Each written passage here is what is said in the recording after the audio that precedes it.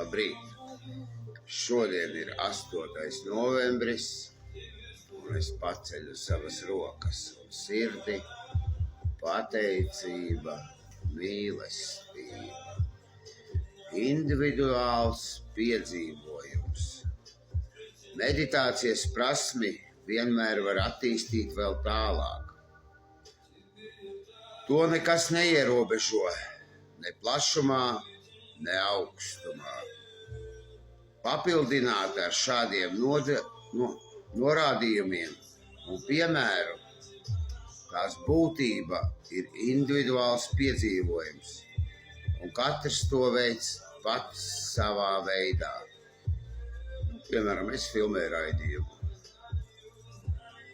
Mana garīgā izaugsme ir kopā ar Dievu. Kā es viņu saprotu? Ar viņu es atrodu patieso iekšējo es. Ikdienas meditācija un lūkšana stiprina un atjauno manu labāko labklājības avotu. Ikdienas meditācija un lūkšana stiprina un atjauno manu labklājības avotu. Tad es saņemu atvērtību paņemt visu, ko viņš var piedāvāt. Ar Dievu esmu pārliecināts, ka mans ceļojums būs tāds, kādu to vēlas viņš. Tāpēc esmu pateicīgs, ka manā dzīvē ir Dievs. Jo Dievs man iedeva pateicības izpletni, un es no lepnības mākoņa nolaižos uz pazemības laipas, neiekrītot upura bedrē. 11. man vispār patīk mēnesis, 11. man patīk, izlasīšu 11. Tāpēc, ka 11. tas man patīk. Centāmies ar lūkšanām un meditāciju pilnveidot mūsu apzināto saskarsmi ar Dievu, kā mēs viņu sapratām. Lūdzot tikai uzzināt viņa gribu pār mums un spēku to izpildīt. Individuāls piedzīvojums. Te noteikti jārunā par to lūksnu ir, bet mans individuālais piedzīvojums ir, es biju izlēmis jau iekrist upura bedrē. Es biju izlēmis, bet noteikti pateicoties Dievam un manam augstākajam spēkam, es saņēmu pateicības izpletni. Un tagad laižos uz pazemības laipas. Mans gadījums.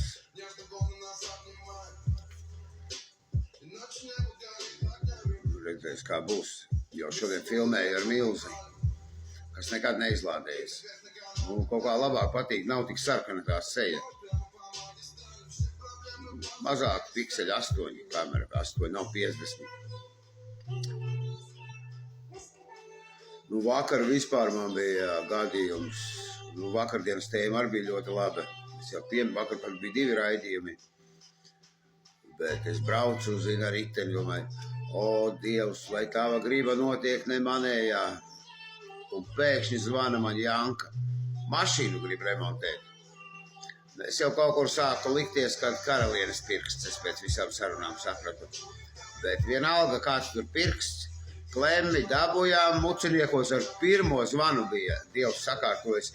To viņš taču nevarēja sakārtot, Jānis, jo pats pirmais, kam pazvanīju, es jau tur saliku pēc gadiem, kāda nebija tā kā mana mašīna, bet piezvanīju citai, viņš saka, kaut kur paskatīšos, zvana, atrada, nofotografēt tieši manu klemmi, jo atšķiras tās klemmes, nav citiem gadiem tādas.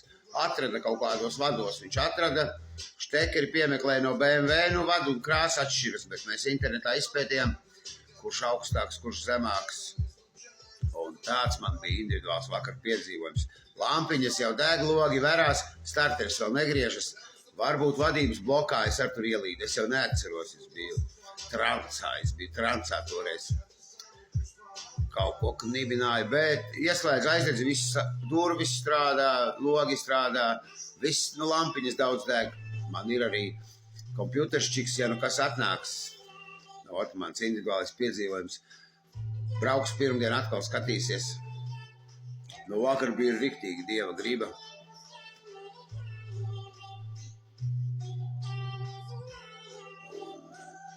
Tāds individuāls. Un mans individuālais piedzīvojums ir tāds, precīzais. Es spaidu tos telefonus,